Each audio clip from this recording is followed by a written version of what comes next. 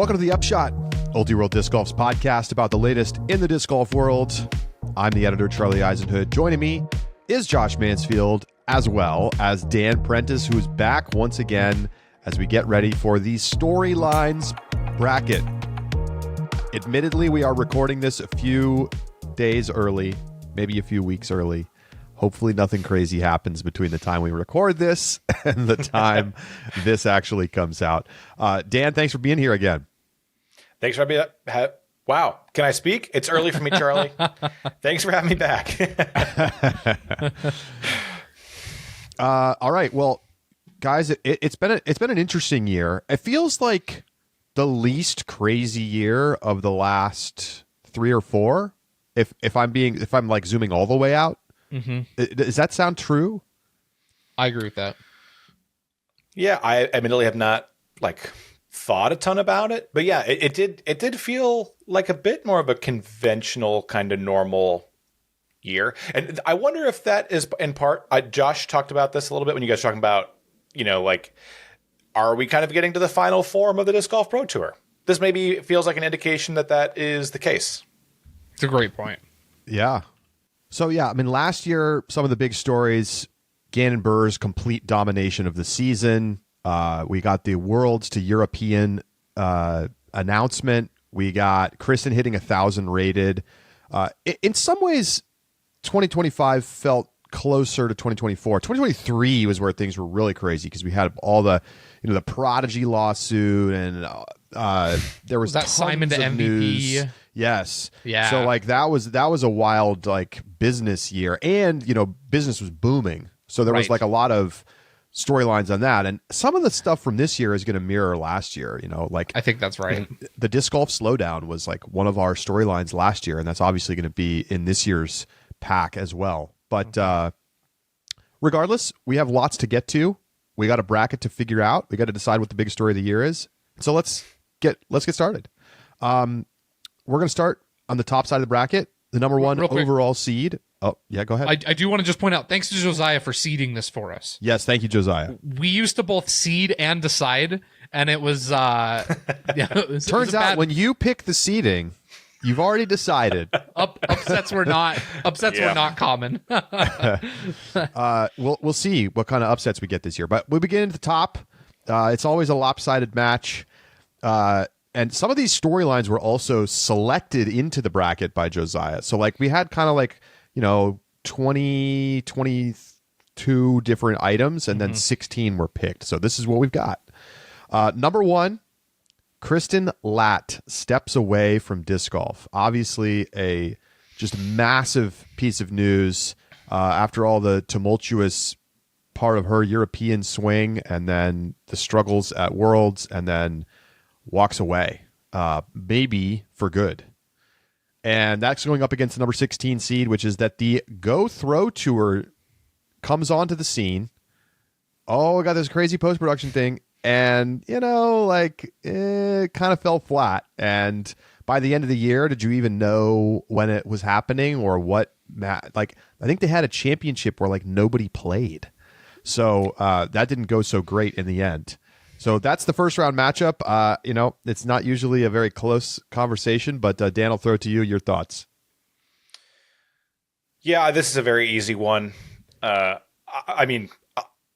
think maybe this is getting too far ahead of myself. It is the 1 seed, but I feel like the biggest single thing for me was Kristen leaving halfway through Worlds. Was the biggest single thing that I remember from this year. I remember being aggravated when they weren't showing her on the broadcast because she was down in 4th, 5th card, and my opinion was still very much sorry, but this is the biggest story in FPO right now. It's bigger than who is fighting out for lead card in the 3rd round. It is what is happening to Kristen Latt. Is she getting is she still struggling? Is she trying to get back? Is she clawing her way back up to the top? And then ultimately, leaves mid-tournament. So yeah, this is an easy one. I think unless you're really plugged in to disc golf and you consume every single little bit, you probably missed the Go Throw tour entirely. Like you didn't even know that it was a thing that was happening. Which maybe that's more the story about Go Throw, but I don't know. I think Go Throw tour had such a little impact on this season. It feels more like a footnote than a real storyline to me. I think there are elements of Go Throw that are going to end up or could be contenders on our gas bracket. But yeah, what the story to me of Go Throw is that the Disc Golf Pro Tour has built an infrastructure around professional disc golf that is no longer you show up and go to the sport.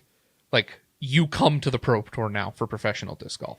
And it is going to be very difficult for anybody to break into that without a lot of money. And that's what Go Throw to me signals. It's not as like the signaling and what we learn about the state of professional disc golf, I think is an important storyline and it is interesting. But I think it is just kind of a reflection of things that we already knew and the state of the tour. And so that it isn't necessarily changing anything. Kristen Lott, obviously not the case. I'm with you, Dan. Number 1 seed wins here. Josh, are you calling for a Disc Golf Pro Tour Live Tour? Listen. That's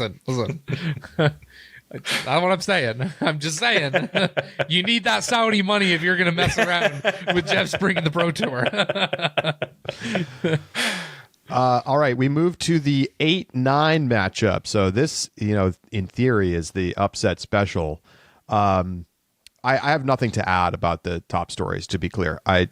To me, when the Go Throw Tour was announced, I knew it was going to be a disaster. Like I already knew that it was going to be a disaster, and it was a disaster. So that was good. Yeah. But I want to give them credit. They tried it, and there were some cool moments. Like I think it's like the reason we're now seeing this Jomez Pro Series thing is because of the Go Throw Tour. Like the Pro Tour genuinely felt threatened by that, and I think that's part of why we're seeing that. So they did some cool stuff, and I thought the Eagles Crossing thing was pretty cool to watch. The Red Masters jackets.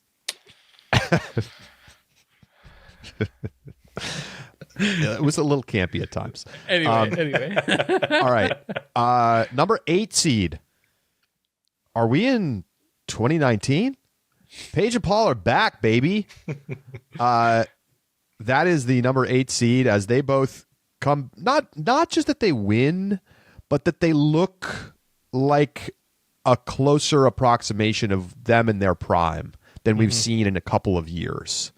So that's number 8 seed, going up against the number 9 seed. And this was actually technically sort of a storyline in last year's bracket. Last year, Ken Climo leaving Innova was the storyline. This year, it's Ken Climo signs with Discraft and starts, the Climo Discs brand as the number 9 seed. So, Josh, I'll let you go first this time. The Climo thing, I think the Climo leaving Innova was the bigger part. And yes, it was to Discraft. It might have been different if it was like MVP, but like the leave from Innova to Discraft is to me a little bit more shocking storyline than the Climo discs. When I look at like it's interesting because I both frame the storyline as like what had a bigger influence on the season, and also what do I expect to continue to have a bigger influence as we move forward. I think Paige and Paul are representing like a real shift back to what was, the 2019 and the 5 years ago disc golf. And those two being competitive are so great for our sport. We have very, very big fandoms for both of those players. I love that they're back. I love that we had a tournament where they both won, and it was like one of the OG tour tournaments. Paige and Paul are back. Gets the win from me. Dan, what are your thoughts? Yeah, I think I've revealed this in the past. I very much feel like, maybe it's wishful thinking, but I feel like the big stories, at least for me, are the ones that happen on the course. And unless something like truly massive happens on the business side or off the course in some way, I'm pretty much always going to err on the side of what happens on the course. I was a writer at Ulti World on the Frisbee side for a long time, and I was always very narrative driven with my reporting. That is kind of what makes sports interesting to me, and they're always what makes the lasting impression for me. Climo, I think kind of an interesting little tidbit. I as someone who works at a disc golf shop, it fell pretty flat from what I could see. I don't know what the numbers have been overall for them. It always felt like kind of a weird match. Honestly, I think Climo anywhere other than Innova was always going to be a pretty weird match. But yeah, Paige and Paul. I mean, yeah, they're the icons of the sport for the vast majority of people who are following disc golf right now. If you got into disc golf anytime within the last, 5-10 years, they're it, right? And yeah, you're right. It wasn't just like they got a couple fluky wins. They were back competing regularly, week in, week out. And when that is the case, the sport is better. It's more compelling. So them being back, absolutely the bigger story here. Yeah, I have to remind myself, I'm like, what is the thing that delivered the narrative of the season, of the year, right? Not necessarily the disc golf season specifically, because I am more inclined, as somebody who loves to write about business topics and talk about them, I'm more inclined to be like leaning in that direction maybe than Dan is. But yeah, Macbeth's resurgence was a story from basically start to finish this year. And then Paige really came on more at the end, but this was like a very important storyline throughout the year. I mean, we get to USDGC and it was like, we're talking about Paul. We're talking about Paul. We're talking about Gannon's talking about Paul. Like we had Paul Ricky, like potential like throwback battle in round 3. And then they, it didn't go great. Ricky had a horrendous, front 9, but like this was like a huge story. I honestly haven't thought about the Climo disc thing since February. Yeah. Right. The news came out.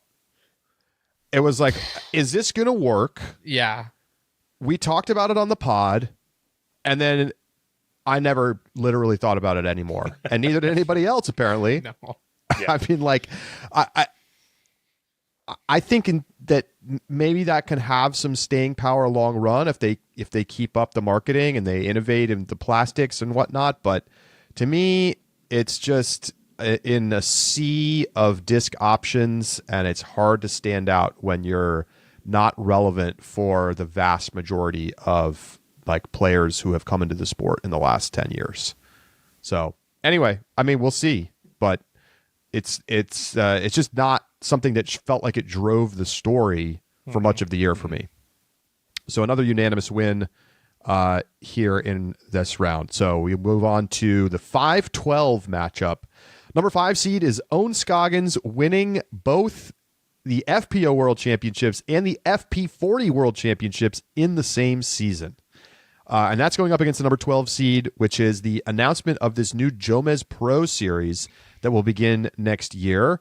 I'll start this time. Look, the Jomez Pro Series, conceptually, I'm into it. Some of the tournament actual selections, I'm like, I'm not so sure. But to me, again, I will never forget that Owen Scoggins won this World Championships. And the Jomez Pro Series might be one and done. Mm-hmm. So, I mean, Silver Series, Jomez Pro Series, like the 100th iteration of the same concept is not ever really going to outshine Owen Scoggins doing what she did. And, to me, it's obviously more about winning the FPO World Championships. Like, it's kind of like this cool trivia note that she also won FP40, and it just highlights the fact that she's able to do this at an age where it shouldn't be possible to continue to excel like this at the highest level of the sport. So pretty incredible. Maybe the best individual tournament storyline of the year. The only thing I'll add, if Jomez Pro Series had come out, and we mentioned this earlier, Charlie, a couple days, well, depending on when these pods are released, we also talked in our mailbag show about the Jomez series. Like, if you had Daylaw as one of your tournaments on there, the Jomez Pro Series could have been monumental, right? Bringing back those courses that people love. It didn't. And so, yeah, I agree. Give it to Owen. What an awesome moment. I stayed up for that entire last round up till like 5 a.m, 6 a.m. East Coast time.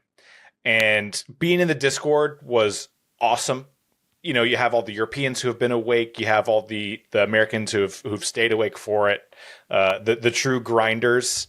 This is like one of my most memorable disc golf watching experiences. That wasn't in person, honestly. The playoff hole between Own and Ida.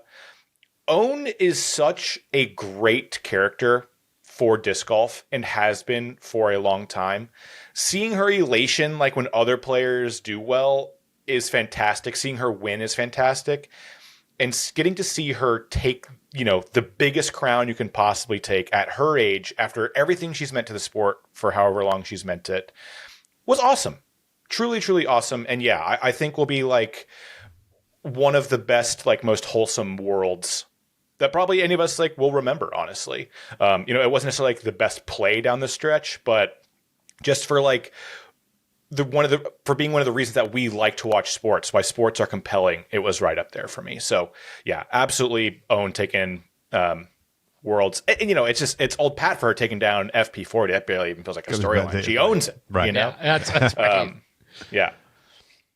Dog of the year, Owen Scoggins. The Owen Scoggins dog of the century, man. Come on. Owen Scoggins dog board. All right. The final matchup in the top of the bracket is the 4 versus the 13. Number 4 seed is the disc golf reappearance in the World Games, coming back after almost 25 years to rejoin international multi-sport competition. They debuted back in 2001. Apparently there was some drama, like the head of the World Games back then hated disc golf, apparently. And so they like took it out. But then now they've finally gotten it back. And, it was in Chengdu, China this year. They had this really weird, kind of interesting course in the middle of this eco park. And they ultimately are going to put in a permanent course in at the eco park after the event. It was a strange experiment in some ways. The broadcast was uneven, but it was a pretty cool thing to see disc golf played in this format. And I think if you tuned in, you got to enjoy it as the Americans took it down. That goes up against the number 13, which is just the story of Holland Handley in 2025. Kind of a hot and cold year. She didn't miss the top 5 for almost half the season. Looked in dominant form, and then really slumped through the middle to back half of the year before coming on late and starting to play well again, and of course winning the Pro Tour Championship. And then, as a side note, but still a nice payday, the Match Play Championship. 50K payout in 2 tournaments. Yep. I do think there's upset potential here. I'm curious to see. Josh, you're up. All right.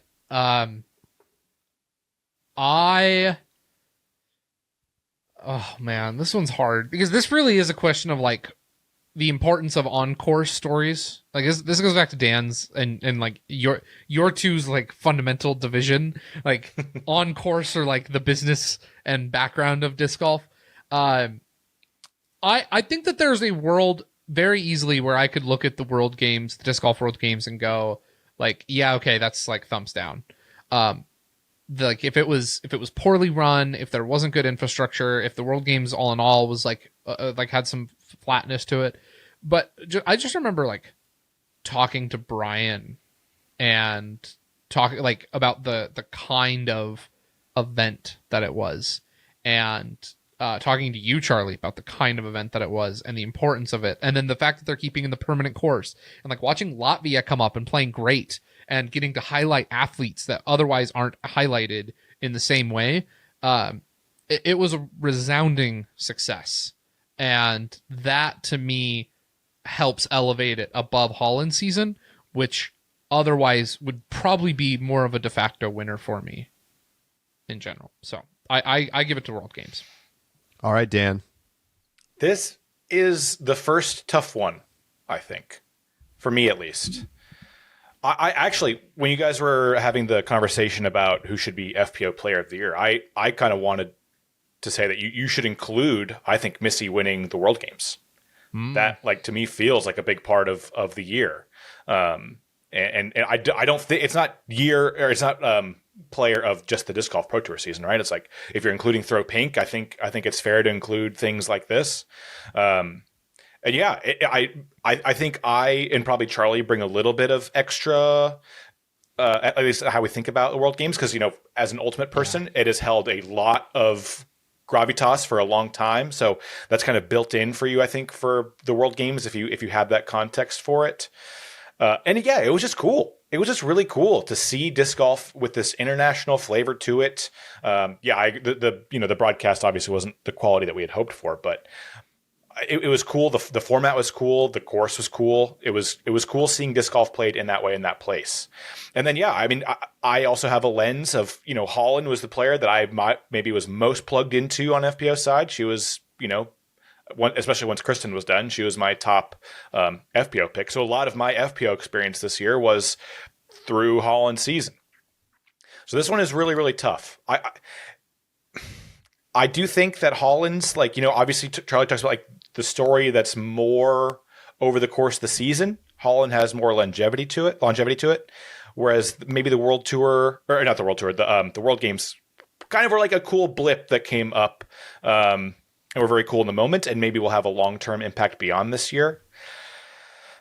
But I'm going to make it interesting here. I'm going to give Charlie the deciding vote. I'm going to say that Holland's hot and cold season, because of its impact over the duration of the year, I'm going to say that was the bigger storyline. But I don't feel great about it, so I like that it's going to go to a tiebreak there, because I feel like this matchup deserves it. Yeah, we've been easily unanimous so far. This is genuinely difficult, I think. I think so too. Yeah. Because here's the thing. Apples. I can give you all the reasons why the World Game stuff matters, right? Mm-hmm. It's a sign of the World Flying Disc Federation starting to take disc golf more seriously again. It's a sign of disc golf's international growth, that it's being, you know, that they're willing to put it in. It was I forget what they call it, like a exhibition sport or something. It's like a bonus. They're adding it. They're not like fully committing to having it in the tournament forever, though I'm sure that they will.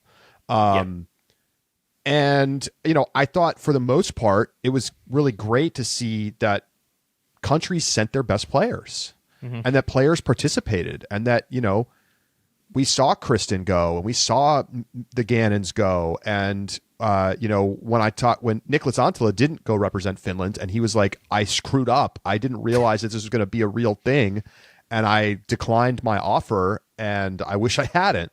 Yeah. And so to me, like, that sets us up for 4 years from now, having this be actually like a pretty important and prestigious event to play in disc golf, and to have the opportunity to represent your country, which is not really something that we see in disc golf. Obviously we have the President's Cup, but like, that's such a sideshow. Like, I don't know that anybody, when Europe eventually wins, it will be like a big story. And I like the event, but it doesn't have the same gravitas that like winning the World Games does. And honestly, the mixed doubles format is extremely interesting and fun. Yep. So I can give you all these reasons why I think this is really cool and important. But for 95% of the disc golf public, they don't even know this tournament happened. We're not 95%. They didn't watch this. They didn't care about this. They don't even necessarily know that it happened. And so that's the challenge. Yes, no, I know I'm voting for myself. Holland was a big story this year, for sure. Yes. I don't know. At the end of the day, I have to go with my gut here, and my gut says that the World Games is the bigger story. Not so much in that like it was some big thing that everybody was talking about, but because of what it tells us about the international development of the sport and where we're going to go from here. And to me, it signals the growth in Europe. It signals the growth outside of North America. It signals the seriousness with which other sporting organizations are considering disc golf now, versus like what we've seen historically, which is that it's been like kind of this weird sideshow for the World Flying Disc Federation. So I'm gonna go with World Games, but I think I think people are going to email in and be like, what are you talking about? Nobody cared about this. Yeah. 100%. I get it. Yeah. Okay, we're going to take a quick break. When we come back, bottom of the bracket, and then on to round 2. Stay with us. It's the Upshot.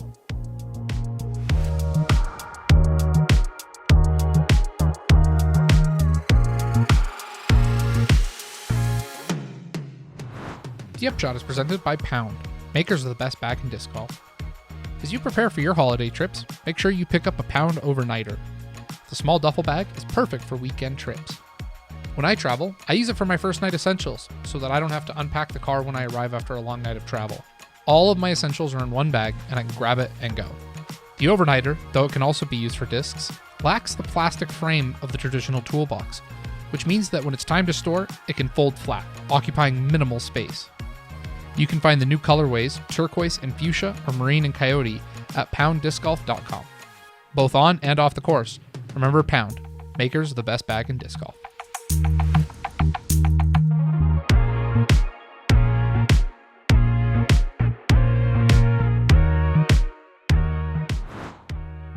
Welcome back to the Upshot. We head to the bottom of the bracket in our storylines bracket. We're still in the round of 16. First up, the 3 seed taking on the 14 seed. Number 3, Gannon Buhr wins his first World Championships amidst another dominant season on the Disc Golf Pro Tour. He's had a lot of titles and majors to his name, but not a Worlds until now. It goes up against the number 14 seed, and that is Finland's incredible TV viewership numbers during Worlds. I mean, this is a Charlie special, to be honest, to have this in the bracket. But like more than 1 million people watching disc golf in Finland during the World Championships, and like major rights money being paid to the Disc Golf Network and the Disc Golf Pro Tour for the broadcast rights. Okay, so I'm not going to reveal my vote yet. So let's go to Dan. This is another tough one. Feels a little similar to our discussion on Holland and the World Games conversation. I'm going to vote for the upset here, to be honest. Gannon's win, I'm going to be dismissive of it, more so than I should be. But it just felt so inevitable. Like it's not like we were at a point where like, oh, is Gannon ever going to win Worlds? Like maybe this is the start of the conversation of like, how many is he going to rack up?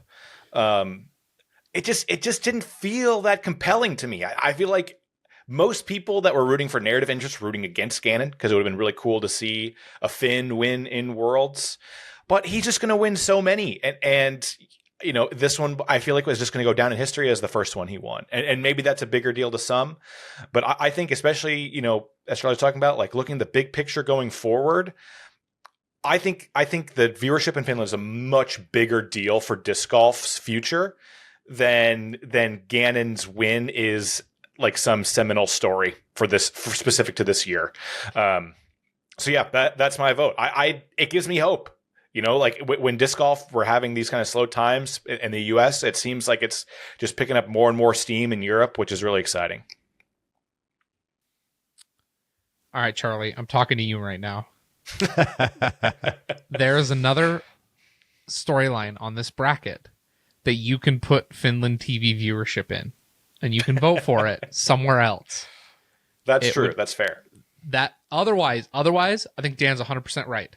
But because you can vote for it elsewhere, Charlie, it would be a disservice to not recognize that the future GOAT of disc golf won his first world championship in 2025 and did so at the first time ever in Europe. Huge deal. That has to get out of the first round. If we want to move on after round 2, then that's fine. But it has to make it out of the first round. There is somewhere else you can vote for TV viewership. I vote for Gannon. I appreciate you your debate experience, and you're becoming a lawyer. You're trying to pull Charlie, the rug. There's somewhere else you can do it. You can have it both ways. But no, you don't understand. This is actual business, like serious stuff. We're not talking about, our little $1 million contracts, and we're not talking about our little, growth of the manufacturers. And these are big companies. So, well, not in the grand scheme. They're medium companies. This viewership number from Finland is like okay, like this is like a major deal now forever in Finland, and like this is the wedge for the disc golf network, Pro Tour, PGA to actually crack the pro sports model, which is get money for the media rights. This is real money for the media rights that is coming. Now, I know this was a special year. The Worlds were in Finland, but they're going to be back there. Mm-hmm. I mean, we're going to be in Estonia for Worlds in just a couple of years, and you're not telling me they're not going to sign a giant media deal for that tournament too? They're going to. And I'm with Dan on this. Gannon winning Worlds was like a certainty. It was a certainty. Maybe not this year specifically, but like there is an expectations level built into how you think about storylines. And the bigger storyline this year was that people don't like Gannon more than that that he was winning. Like, we knew he was going to be winning. He won the way that we expected him to win. And so, like, it didn't feel like some kind of, this is like a wow story. And that's not to take away from Gannon's skill. But to me, the Finland TV viewership numbers were like a holy shit moment that I haven't had from the business side of disc golf in a while. And I think that it is a first salvo of what could become a really important revenue driver for the sport and a growth driver for the sport, because so many people are getting exposed to disc golf who maybe didn't already play, didn't already know about it. I mean, hundreds of thousands, not millions of people watched disc golf on TV in Finland. You know what? A number like that in the U.S. would be insane. Even 1 million people, which is not that big of a number on U.S. television, would be an incredible achievement. And like, we're never going to get that here, not anytime soon. But I have to make the business case here for why this is such a big deal. And sorry, Josh. Josh, I'm hoping that this will maybe make you feel better, because I do see where you're coming from. But I just think, like, the number that people are going to care about with Gannon is how many, not what years. Or not when was his first. In my opinion, I think, when he wins 7, 8 of them, they're going to talk about him being the 8th time, but they're not going to be able to tell you what years they were. That I think that's how people view it. I think that we talk about Paul Macbeth's first world championship, like, still though, and like 2012 and like setting the stage. And so I don't agree. I think there's somewhere else you guys could have voted for TV viewership, but it's fine. That's fine. I can be outvoted. I think if Gannon won in this dramatic way, I think it would be there. If he won in this iconic way, but he didn't really. He just won, like how Gannon wins. We go to the 6 versus the 11. Number 6 is the slew of new major winners, and in a little bit of an Upshot twist, the emergence of many from the shed next to the Hall of Fame. And we have some players who have probably put themselves into the Hall of Fame with their wins. Mm-hmm.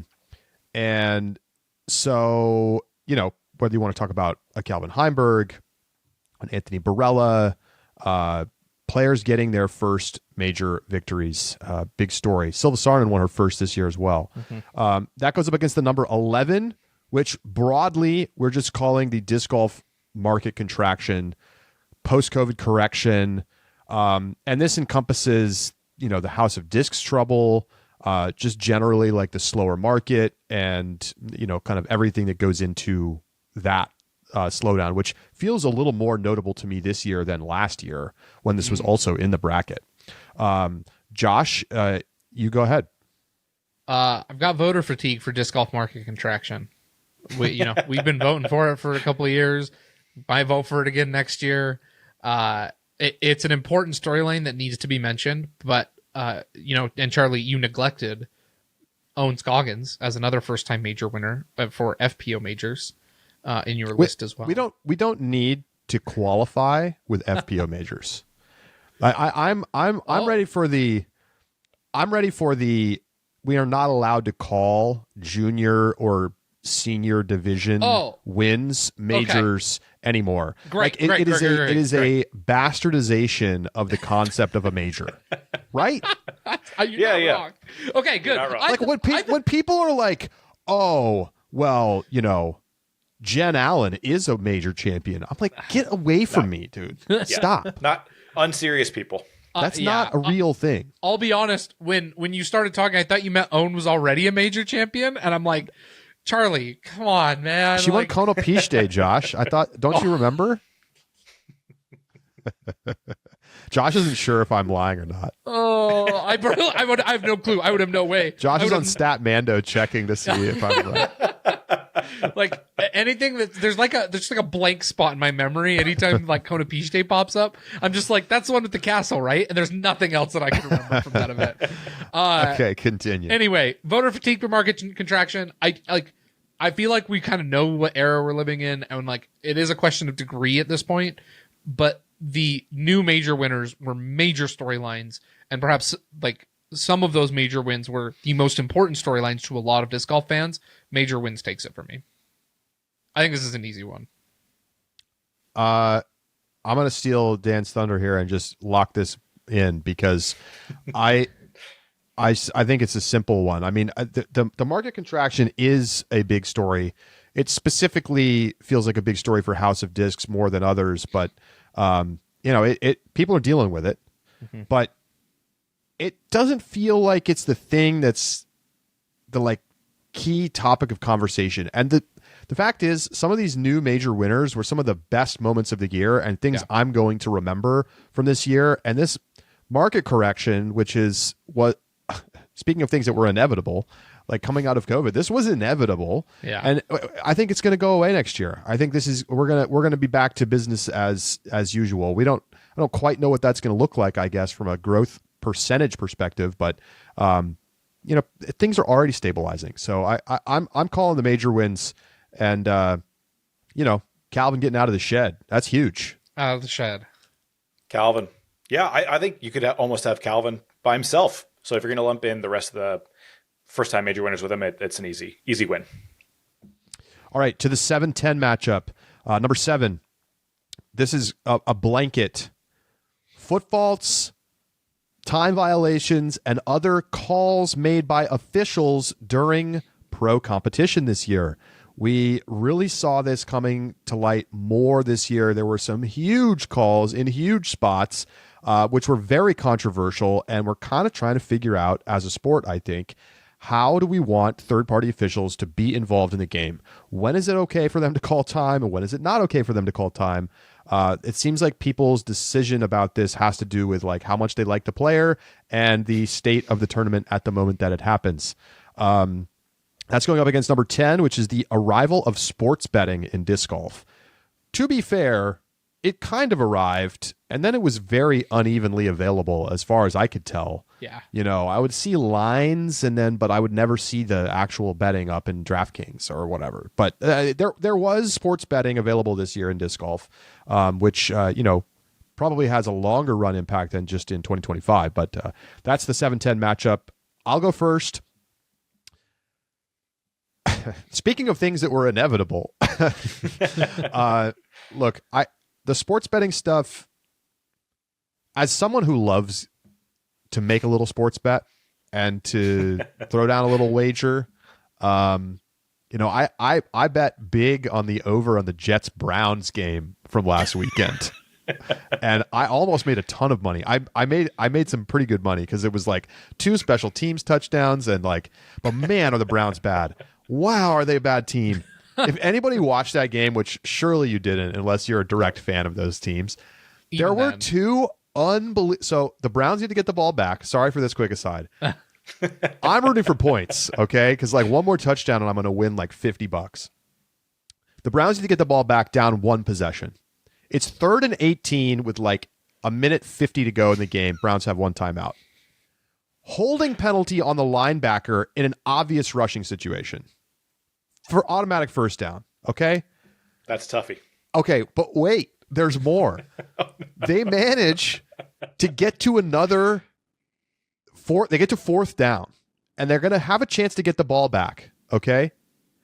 And the Jets go out there, and it's like 4th and 4 with under a minute to go. I don't remember exactly the time on the clock. And the Browns jump off sides in an obvious, just like hard count situation. I was like, this is the worst team I've ever seen in my life. If I was a Browns fan, this year? I would put a bag on my head, and I have not seen the Titans this year. But man, my point is, sports betting gets you to watch a god-awful game like Jets-Browns. And so I enjoy it. But I also understand the pitfalls. Look at what's going on around pro sports right now. We have Major League Baseball and NBA betting scandals playing out right now, and I'm sure there's more to come. So it's not all happy times, right? And obviously some people really struggle to control the gambling, and it's a huge drag on society. And so like I understand the dark side of this. So with that in mind, I'm going to just let this die in the first round.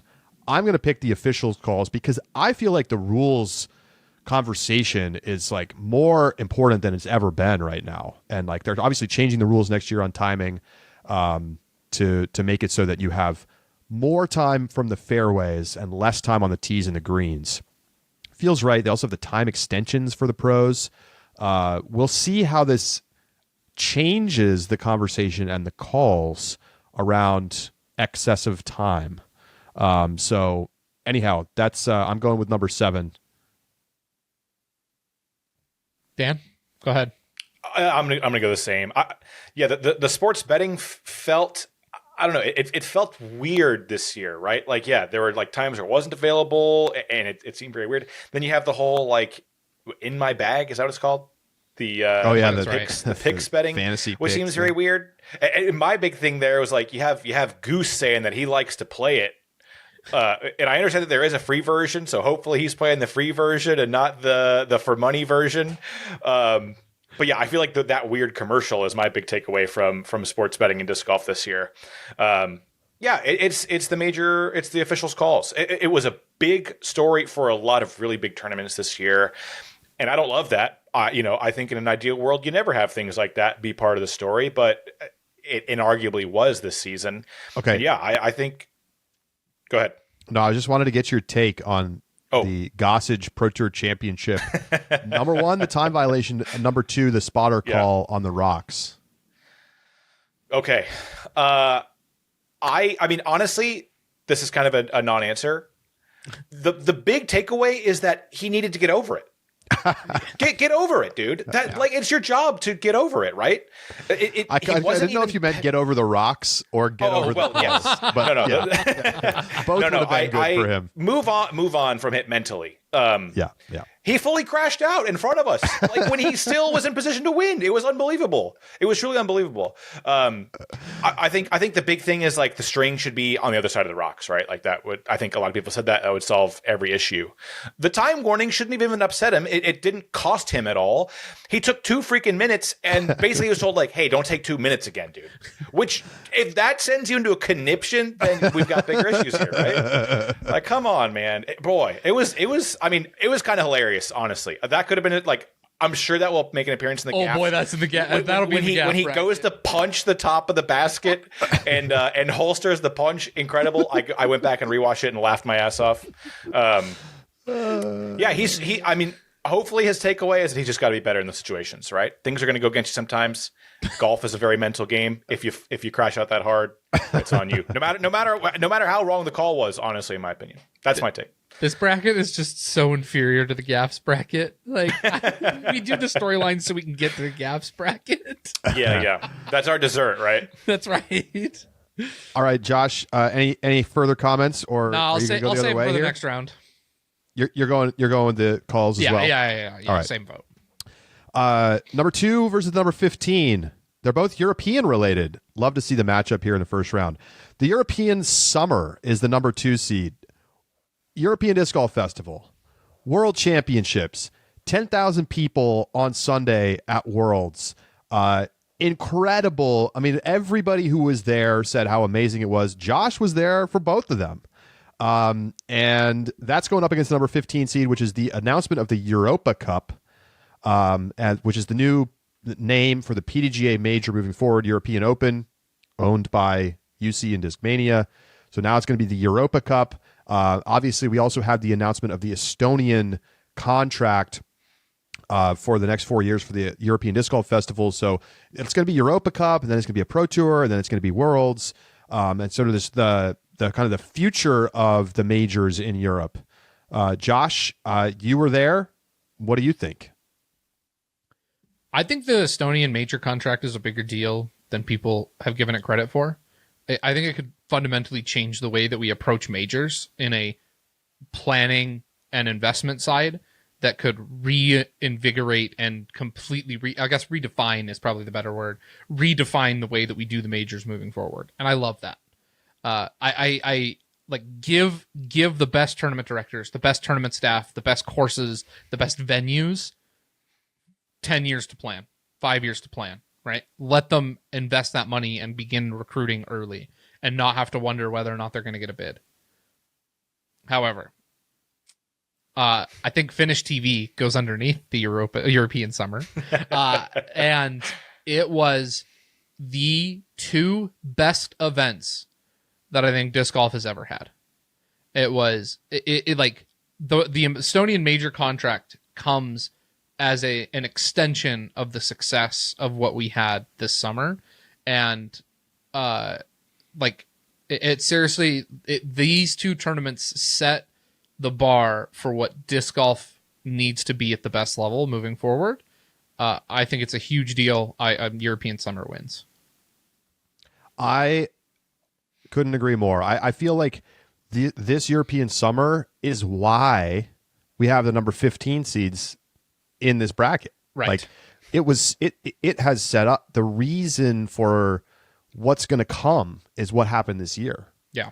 And so we have to just acknowledge. I mean, I think this has a great chance to win the whole thing because it was such a big deal, and the Worlds with 10,000 plus gives us a glimpse of what the future could be if we can create great events, make them affordable, make them worth visiting, get the top pros there, have the payout, have the infrastructure, all that stuff. The TV viewership.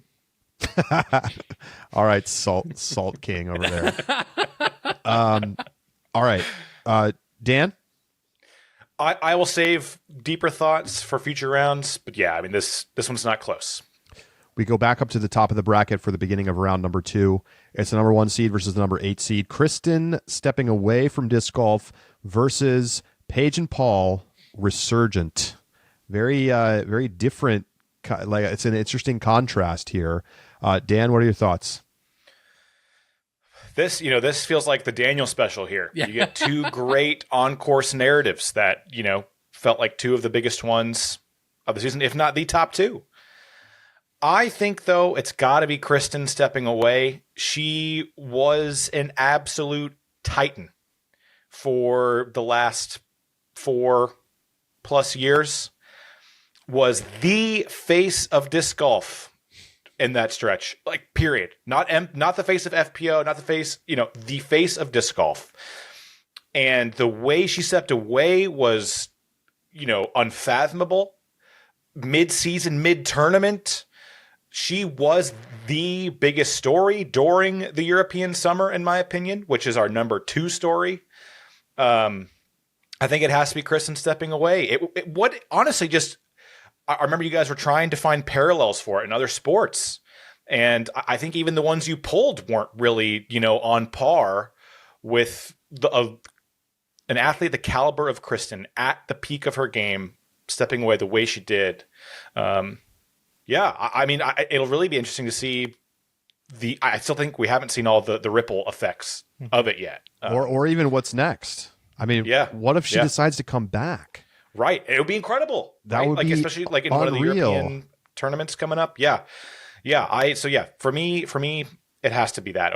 Despite how great of a story Paige and Paul coming back are. What if her comeback is that she gets announced live on that Estonian stage and she walks out with all the smoke and they play John Cena's music and full WWE entrance. She registers under a pseudonym. Yeah. First. Yeah. Who's listed cracked? Okay, Josh. Same. Like, I think you both hit it. The thing I'm imagining is just like, imagine any tournament that Kristen picks to go back to. What will the spectators be like at that tournament? Like, people will pay money to come watch Kristen play. And that should tell you the importance of this storyline. I have nothing to add. I completely agree. Paige and Paul being back is an awesome story, but this was shockwaves that we haven't even seen the resolution of yet. Mm-hmm. And it's it's ongoing discussion for the entire offseason and into next year. Yeah. Okay. The 4 versus the 5 disc golf in the World Games versus Owen Scoggins winning FPO and FP40 Worlds in the same season. Josh? I give a little bit of the same argument that I gave in the first round, which is the nature of these World Games, I think, does a big deal. It helps people.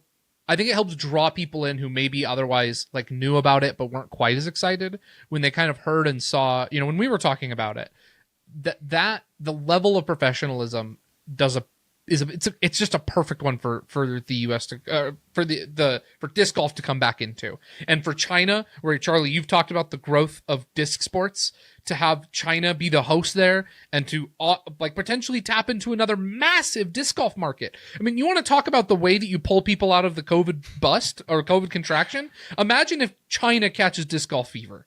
Like that'll do it. That'll do the trick. If you start selling to a market that a billion people, a billion people, I don't know that many. It's a lot of people, but it has so many. It speaks to so many broader implications. I think Disc Golf World Games this just has to win.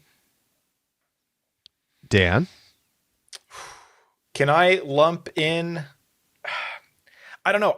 This is tough. I'm going to lump in kind of the overall story of the FPO Worlds this year, where you had Ella there as well, shooting the greatest round in FPO history in the final round. 15-year-old Ida Letamaki taking Owen to the playoff hole in front of her home country. I think far more people watched it. Well, I know that to be true. Because we have numbers for that. Charlie told you. He did. And Charlie would never lie to me. So yeah, I'm going to send this one to a tiebreak vote. I do think that the World Games has a bigger ramification for the future, but if we're talking storylines and what I will think of from this year, I definitely think Owen winning FPO in the way she won it will stick with me longer than the World Games will. I gotta go Owen. This is a bigger story for the year, and I was like able to wiggle my way to vote for World Games in round 1 over Holland's season, but Owen winning, like, this is going to be something we talk about for years to come. And I think the World Games stuff is really cool, but there's some other things in this bracket that kind of capture some of this international growth in a way that I feel okay voting there and not here. Too bad for Josh. I voted for the TV viewership in round 1. Goodness sakes. That So felt I'm like going Josh Owen. trying to get on Charlie's side there. The mental gymnastics to punch Gannon down and push Owen through this blows my mind. Owen Scoggins winning FPO Worlds nobody had that picked. It's an my expectations game, Yeah, Josh. 100%. Blows my mind. And what it will mean for their careers too, right? Yes. We would all be shocked if Owen ever wins again, but she will always have this for her legacy. She's now won a major, and she's probably a Hall of Famer. Yeah, That's a big deal. As opposed to the next GOAT of disc golf. Okay, all right. Goodness sakes. All right, number 6 versus number 14. Go to the bottom of the bracket. Major wins for lots of new players this year versus Finland's TV viewership for Worlds. Josh? it's my turn. Okay, Josh's turn. I refuse to let Europe buzzsaw on both sides of this bracket. This is represented elsewhere. It's got to go to the encore storylines. Owen is in this one, guys. Like, you can vote for Owen over here too. I really do think the major wins was the AB win, the Calvin win, the Owen win were pillars of the season. So I'm giving it to major wins with collapsing Finland TV under European summer. I'm with you. Oh my gosh. I was I'm gonna with pull you. my hair out. I was gonna lose it. I think these are these are the things that we're going to remember more than the Finland TV view. Now I stand by everything I said in round one about the TV viewership. I felt like it had to advance around because of what a big deal it is from the business side of the sport. But as you pointed out, I do have the ability to kind of like acknowledge that the growth of European disc golf in the number 2 seed kind of encompasses this and is a reason that they will be able to sell media rights in the future. So Yes. I'm going to go with the major wins. Dan? Same. I like if I'm going back and thinking of all the things that I will remember most about this year. Again, honestly, I could still just have Calvin. Calvin winning European Disc Golf Festival. His celebration is like ingrained in my memory and will be for a long time. It has to be. And yeah, I don't know. I just want to talk about the Calvin win, honestly. Like I could talk about it forever. It was so exciting. It was so exhilarating. It was so exciting. Like, yeah, it's got to move on. Wow, it's literally dumping snow outside right now. Oh, that is dang. crazy. All right, we go to the bottom of the bracket. It's the 2 seed versus the 7 seed. European Summer versus the foot faults and time violations and other calls by officials. I'll go first here. Come on, I don't need to talk about this one. European Summer, easy advance for me. This was just a huge story in 2025. No conversation needed. Nothing from me. Okay.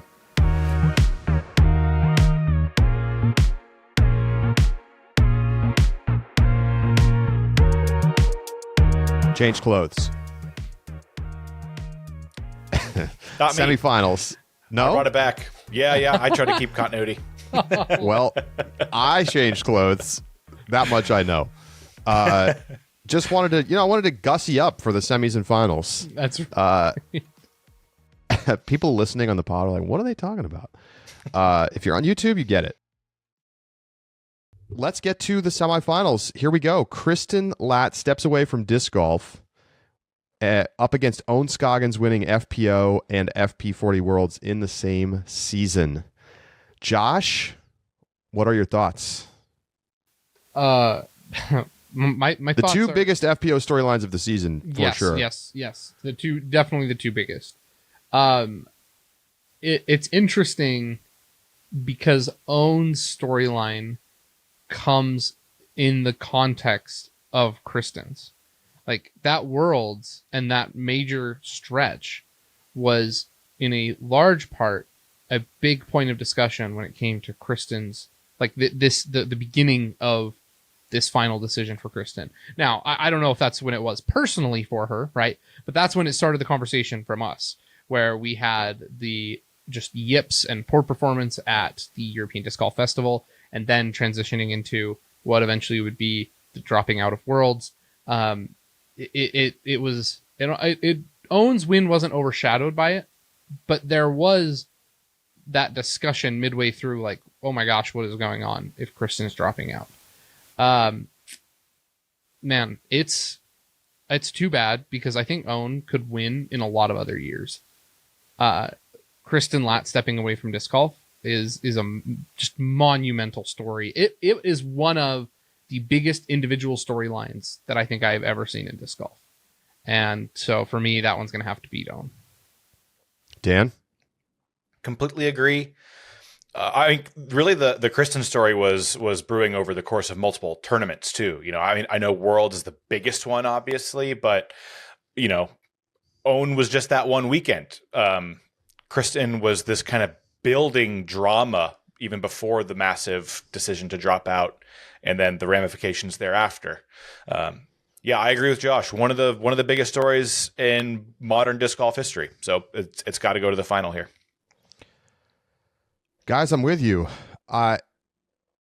There's just no way around it. Like this was the bigger story coming out of Worlds. Like Owen winning is a big story because anybody winning Worlds is a big story, and it being Owen is like particularly interesting. But like how much percentage of time were people talking about Owen winning versus talking about Kristen afterwards? Like it's just one of those things when you have somebody that good and who has defined the sport writ large for two plus seasons to walk away suddenly and in like incredibly dramatic fashion with putting yips is just wild. And keep in mind at that time we didn't even know that she was stepping away potentially permanently. It was just like that she was done for the season, or at least for the couple of months. And then initially it looked like she was going to come back and play throw pink, and then she dropped out of there, and then wow, now she's done. I have some more thoughts, but we will talk about them in the final. Semifinals, major wins for new players, getting some folks out of the shed up against the European summer of Worlds and EDGF and everything else. Josh, your thoughts? This is the better semifinals matchup for sure. Like this I don't know what the true seeds were, but it feels like we had like the 1 and the 4 seed and the 2 and the 3 seed left. Like if that's how, and I don't know what is major win 6. So not exactly the case, but that's how it felt. Man, part of the issue, you can't talk about one of these major wins without talking about the European summer. I mean, Calvin's and Own's both happened in Europe. And Silva's. And Silva's, yeah. Oh my gosh. AB's is the only one. And Gannon's. And Gannon's, yeah. Well, Gannon's not first time major. He's first time Worlds winner. Oh, right. Yeah. But AB is the only one getting his Dan first out major. here just trying to just bury Gannon as much as possible. Just giving him no credit Absolutely. for anything. That's other than hating on Goose's meltdown, my number one agenda for the year. Just bringing Gannon down. The European summer is a big deal. The combination of the viewership, the combination of the spectators, the kind of golf that it brought. The major wins are big, but it like the Finnish TV point is swallowed up by our European summer. And so I think that for me is a sufficient enough reason on face to pick it. But even if that wasn't the case, the major wins are a big deal for a lot of players in their careers. That they don't have the same impact on the sport. And this one, I think if somebody said I care more about on-course performance, hint, hint, I'm curious to see where he goes, then like the major wins could be the win. But I really think the European summer is the bigger deal. Dan? Yeah, no, this is easy for me because of everything Josh just laid out. A big part of the European summer was those individual storylines. If you're going to give me the European summer, then I'm counting it. Right? Yeah. Those were a part of the big picture. And I was thinking about this more after recording the part of the show we did yesterday. Whoa! What are you talking about? Don't spoil the magic. Charlie and I just changed clothes. Yeah. It's 5 minutes, man. Right. Sorry. What I meant to say was the part of the show we did before we all changed clothes. I was thinking Calvin's major win, I think, is the most iconic since Conrad's Worlds. In terms of individual moment of him winning it. But I get to include that in European summer and everything else that meant to the sport going forward, to the season. You also, kind of in a way include Kristen and dropping out in this, right? Now, I think that one stands alone as its own story a little bit more than individual first-time major winners. So I do think it sets up an interesting final. But yeah, it's got to be European summer moving forward. I do think it's close. I do think it's close. I mean, it's a little bit of a cop-out to be like, well, some of the major wins happened during the European summer, therefore I could just lump it in with everything else. But I just think that this is a moment that we were building up to, this European Worlds and this Estonian tournament that kind of came out of nowhere last year. And, when they announced it, it was like, okay, like it makes sense. They want to do, they want to bring a disc golf tournament to Estonia. But I don't think any of us were really prepared for what that was going to be, which is like, A, one of the worst courses on tour, but B, one of the best events and certainly the most professional. And like, they got the smoke machine and they got the giant big screen. Now, they are going to be in the gaps bracket for some of the AI art that they were doing during that, but we'll get to that later. Overall, like, players are coming back being like, I've never felt more like a professional athlete than I did at the European Disc Golf Festival. And so like there's this crescendo to 2025 when they finally get a Worlds, right? Like they get snubbed a couple times before they actually get approved to do the Worlds. And then it's a complete and utter amazing success. And I just think that this is, while I don't think we're going to see the same kind of fanfare in 2026, just because there's no Worlds. It's like, Europa Cup now, and there just won't be quite as much energy. To me, this is a springboard for the future that we can't ignore. And there's always going to be players who get their first major win. So while there was some very exciting on-course storylines this year, ultimately the totality of what happened in Europe this summer was just so big that it has to make the finals. Not that my vote matters because you guys already voted it through, but I'm with you. Okay, so we have the finals. Kristen Latt stepping away from the sport up against the epic European summer. A very tough decision, I think. I will throw it to Dan first. This is really, really tough. Honestly, I wish I didn't have to go first here so I could hear some thoughts before I decide. I don't think I'll vote yet. I'll just try to say where my head is at. I think that the European summer was a really pleasant surprise. And yeah, gives, as Charlie just said, gives us a really exciting prospect for the future when a lot of our other storylines or developments the last few years have been kind of the opposite. So very buoying in a really large way. But Kristen stepping away is shocking. Like truly shocking. Like I mentioned this earlier. Like I can't really think of any true sports parallel that really matches it. I mean, I wasn't old enough to like be around when Michael Jordan walked away, but that's the only thing that can maybe come kind of close in terms of being like the unquestioned best player in the game, face of the sport. And not only the face of the sport, but the face of the sport in its largest like growth period ever. I mean, she is such a historically important figure for disc golf, and just the way it happened. I mean, that's my lean right now, but I do want to hear other people's thoughts. Charlie, I'll let you go next. Okay.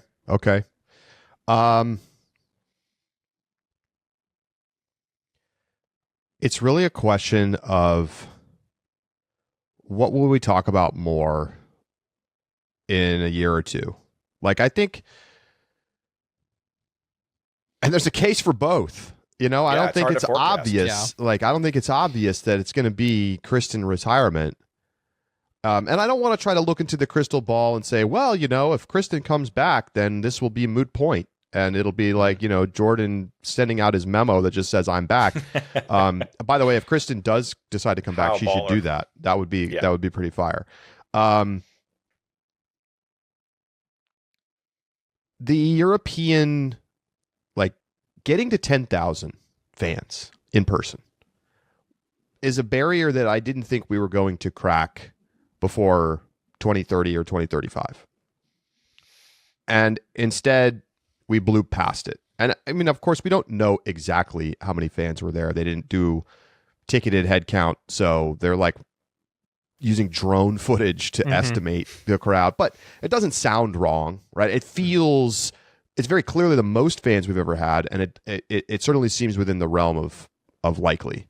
And I mean, they're not saying it was 10,005, right? They're saying it was 11,000 something. So they're saying it's above and beyond that 10,000 mark. And so I think the impact of that Worlds, both in Europe and on other tournaments, I talked to Jonathan Poole, who runs USDGC, and he said it was an inspiring week to be there and to see how that event was run and how they want to try to progress USDGC. So the downstream impact of both of these things is going to be massive. if I just have to zoom way out and think, okay, well, what is the story of 2025 that I will remember the most? I still don't know. I do think the Kristen news feels like the one that stands out the most, just because it was such a stunning development that somehow Josh correctly predicted 4 years ago. We should put that in the storylines bracket, because Josh is getting zero credit for an insane call. Anyway, Josh, you gave me such a hard time when I said that. You gave me such a hard time. It sounded like complete nonsense when you said that. I had the great fortune of being in Europe during this time. I have never seen anything like it.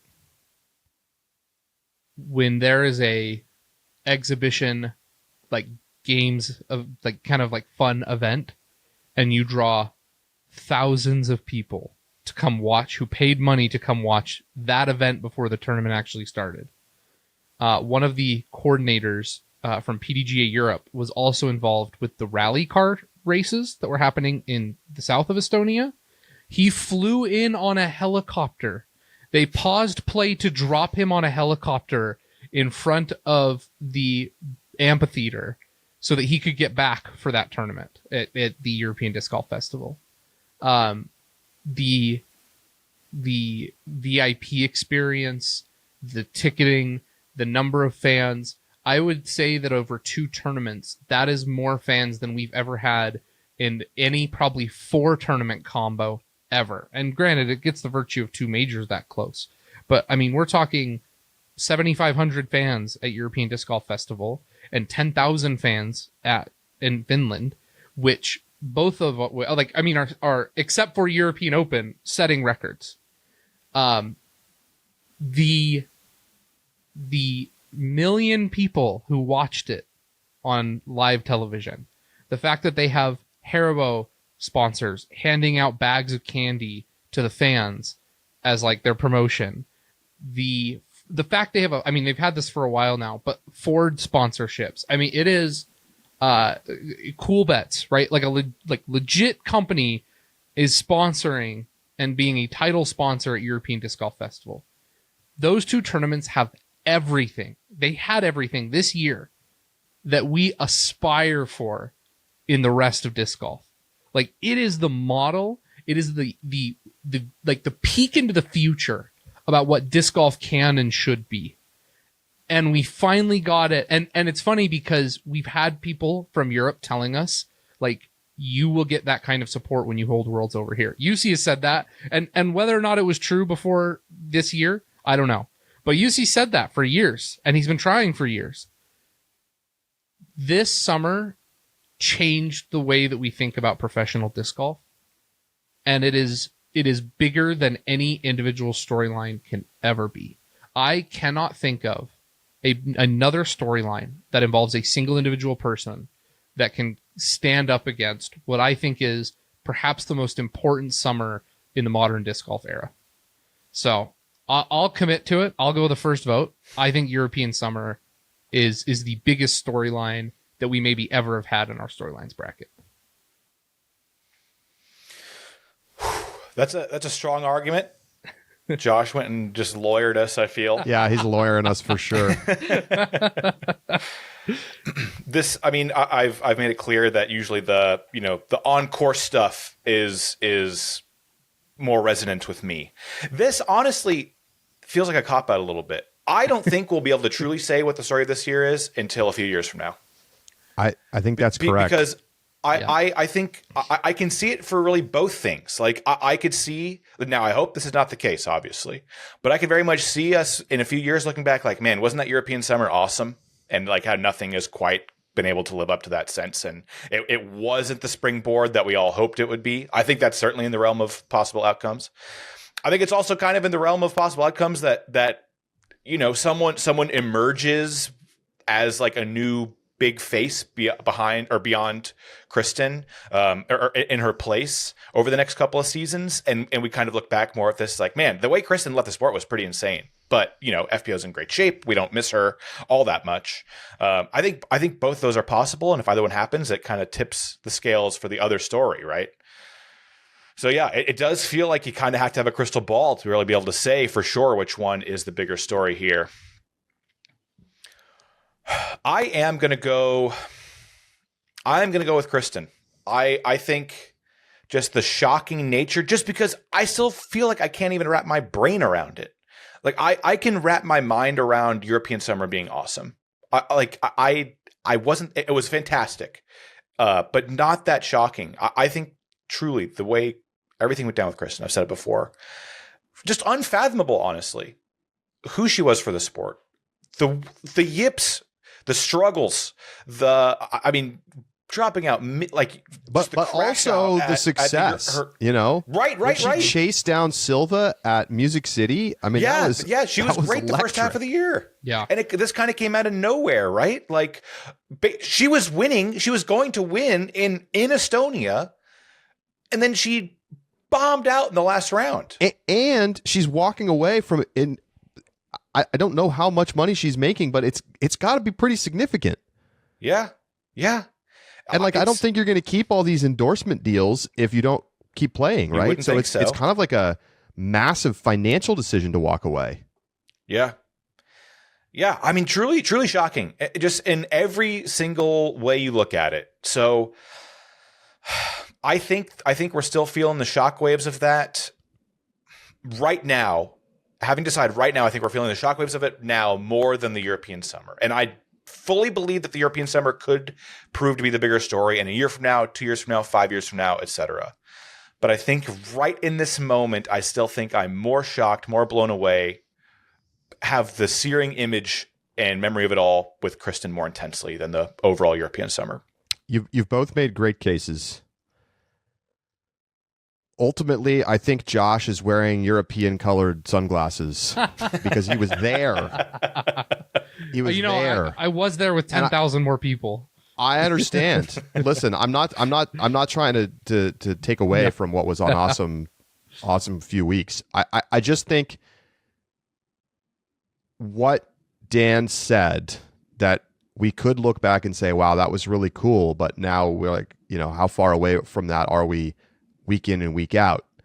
That feels like the more likely outcome than this being suddenly, you know, it's a bonanza in Europe and crowds are doubling in the US. I mean, I would love to be wrong, but I feel like we saw, you know, USDGC went really well. Mm-hmm. I think it was a great tournament. Dan was at USDGC. Mm-hmm. It was great, but it's still a long ways from being 10,000 plus people. And I just think the story of this year is for sure, like the thing I will remember right now is Kristen. The whole storyline from the whole season was crazy. So that I'm going to go there. I'm going to pick that as well. Kristen retiring from disc golf is the top storyline of 2025. Sorry, Josh. It's all right. It's all right. It's a good storyline. I mean, it's a powerful storyline for sure. So that's going to do it for our storylines bracket. Just quickly looking back, how about the 3 seed getting upset in the first round? Gannon Buhr winning his first Worlds amidst another dominant season, losing to Finland TV viewership to Josh's chagrin. which apparently is not that important. It was just enough to beat Gannon. I just think it is. I stand by my pick. I did too. Like there are things that, to me, it goes to show you that the Europe stuff has real meaning. Mm-hmm. Mm-hmm. Like what happened this summer is not going to just go away. It's just going to take some time to build that to be a sustainable foundation. I mean, literally, UC ran this tournament and then he retired basically. Like he's like, I'm done. European Open, it's gone. And maybe he could come back too, but think about that, right? It was like, this felt like a culmination of a 15-year super cycle of Europe, and the floor has been raised a lot, and we're going to see a lot more continuing growth in Europe, but we're not going to see another 10,000 plus person worlds for a while, is my suspicion. I think you're right that the day-to-day is not going to change drastically, but I think that this gives tournament organizers the thumbs up. Like the ceiling is there. Yes. It didn't raise the floor. I don't think the floor changed at all. The ceiling is shattered, and that's how you get real money. That's how you get tournament organizers like the European Disc Golf Festival. So anyway, I'm not gonna. I actually do think the floor is going up. I think so too. More I don't know if it's people from are aware. Europe, but you look at the search traffic we talked about. Whatever show, I don't even know if that show. By the time this comes out, that show will have aired. So I don't remember which episode it was, but Europe search traffic was huge this past year, and to me, that's a sign of a lot more eyeballs getting on it, and some percentage of those people is going to start playing. Yeah. Oh yeah. Yes. And that means floor's coming up. I was I don't remember if I told the story. They hired somebody from a local news company or event company to do the MC for like awards and stuff. And I was standing next to her during the FPO finals on hole 18, and she's like, "Yeah, I already bought tickets to Turku. Like, I've never seen disc golf in my life, and I bought tickets to go to Turku next week because I had so much fun here." And I'm like, Turku's gonna be a little bit different, but temper your expectations. Yeah, I don't want you to be disappointed, but I'm really glad to hear that. Like, she went and bought a disc. The fact that someone was willing to put the money immediately in to go watch more disc, bought another ticket, went to another event. That's huge. And she's not a player, right? But she bought this, so maybe she will play. Never seen disc golf in her life. No clue what it was. There is a growing future where we will have fans of disc golf who do not play. Yep, we will.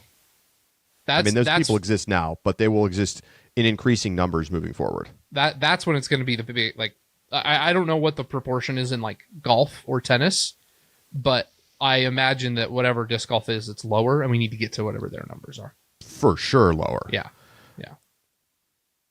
It'd be interesting to see a chart of sports by participation versus fandom. Football, fandom, gigantic. Participation, 2%, 1%. All right. That is going to do it for the Storylines bracket. It was a pretty rich, like, when we came in, I was like, I don't know, it was kind of the storylines weren't like that crazy this year. I'm not sure I agree. I actually think they were probably richer than 2024. Yeah. I think at the top end. Top. Yeah. Bigger gap in a lot of them. Yeah. I think as we got down to the, even the bottom, 33%, it was a little like we're stretching to figure out what we're going to put in this bracket. Yeah. So, all right.